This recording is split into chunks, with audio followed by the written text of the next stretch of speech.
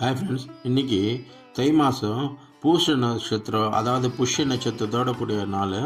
இந்த திருநட்சத்திரத்திலிருந்து தான் எம்பெருமானாரின் தானுகந்த திருமேனி கந்தாடை ஆண்டான் சுவாமியால் கிபி 1137 ஆண்டு ஸ்ரீபெரும்புதூரில் பிரதிஷ்டை செய்யப்பட்டது. எனவே இந்த நட்சத்திரம் குரு புஷ்யம் என்று கொண்டாடப்படுகிறது. கந்தாடையாண்டான் எம்பெருமானாரிடம் புண்ணியாம்போஜ விகாசாய பாபத்வாந்த ஷயாய ச ஸ்ரீமான் ஆவிர பூத்பூமௌ ராமானுஜ திவாகர என்னும்படி, அதாவது புண்ணியமாகிற தாமரை மலர்வதற்காகவும் பாபமாகிற இருள் தொலைவதற்காகவும் ஸ்ரீமானான ராமானுஜர் என்னும் சூரியன் அவதரித்தார் என்ற பொருள்படும்படி அவர் அவதரித்த ஸ்ரீபெரும்புதூரில் சர்வ காலத்திலும் சர்வ சேதனர்களுக்கும் சேவையாகும்படி அவருடைய அர்ச்சா விக்கிரகத்தை எழுந்தருள பண்ண வேண்டும் என்று விண்ணப்பம் செய்தார்.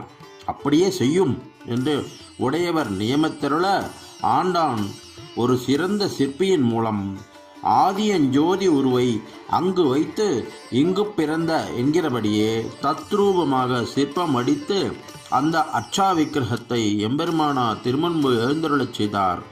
உடையவர் திருக்கண் சாற்றி கடாட்சித்து அந்த விக்கிரகத்தில் தம்முடைய சர்வ சக்தியும் பிரகாசிக்கும்படி காடாலிங்கனம் செய்து கொடுத்து இந்த விக்கிரகத்தை தை மாதம் குரு புஷ்யத்தில் பிரதிஷ்டை செய்யும் என்று திருமுகம் எழுதி தினம் குறித்து அனுப்பினார்.